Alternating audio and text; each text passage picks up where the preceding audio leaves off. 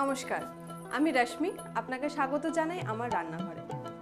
আমরা লাউয়ের রান্না করার সময় লাউয়ের যে খোসা হয় সেটা ফেলে দিই, কিন্তু আপনারা কি জানেন সেই লাউয়ের খোসা দিয়ে খুব ভালো একটা পদ রান্না করা যায়। তাহলে আসুন আমাদের শেফ বিবি সরকারের কাছ থেকে জেনে নিই আমরা লাউয়ের খোসার চচ্চড়ি কিভাবে রান্না করব। বিবিদি নমস্কার। নমস্কার। তাহলে বলো আমরা এই লাউয়ের খোসা দিয়ে কিভাবে চচ্চড়ি বানাবো। সবচেয়ে আগে খোসাটাকে একটু নুন জলে ভাপিয়ে চেপে জলটা বার করে দেবে।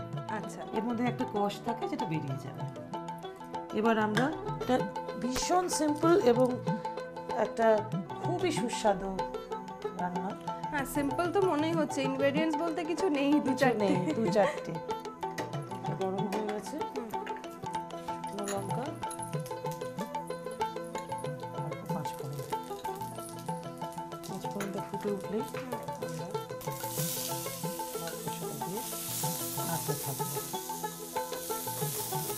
আর এটার একটা বিশেষ ইনগ্রিডিয়েন্ট হচ্ছে তোমার কাসুন্দি। আচ্ছা, ওটা খাওয়ার সময় না, রান্না করার সময়। কাসুন্দিটা আমায় দাও।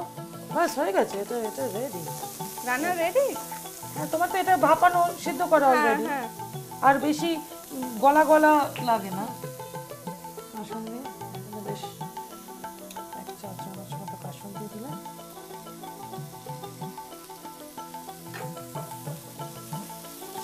একটু চিনি দিতে লাগবে। এখন দেবো? হ্যাঁ, দিয়ে দাও। না না, একটু কম দাও। গন্ধতেই মনে হচ্ছে কি দারুণ খেতে হবে। হ্যাঁ, এটা সত্যি দারুণ খেতে হবে। আমরা ওটাতেই ঢেলে রাখবো।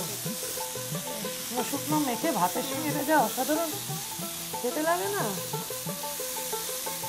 5 মিনিট আর তোমার অতিথি মুগ্ধ হয়ে যাবে, বলবে না কি দিয়ে বানিয়েছো। তারপর আমরা গ্যাস করো তো এটা কিসের বানানো, জীবনে বলতে পারবে না যে এটা লাউয়ের খোসা দিয়ে বানানো। যে জিনিসটা আমরা খাই না সেটা দিয়ে এত ভালো পদ রান্না করা যায়। না, এটা তোমার রেডি। তাহলে আমাদের লাউ খোসার চচ্চড়ি তৈরি। আমি এটা খেয়ে দেখলাম, দারুণ খেতে। এর পরের বার যখন আপনি লাউ রান্না করবেন, খোসাটা কিন্তু একদম ফেলবেন না, সেই খোসা দিয়ে এই চচ্চড়ি বানিয়ে দেখুন, খুব ভালো খেতে লাগবে। আমি তাহলে আসি, ভালো থাকবেন, নমস্কার।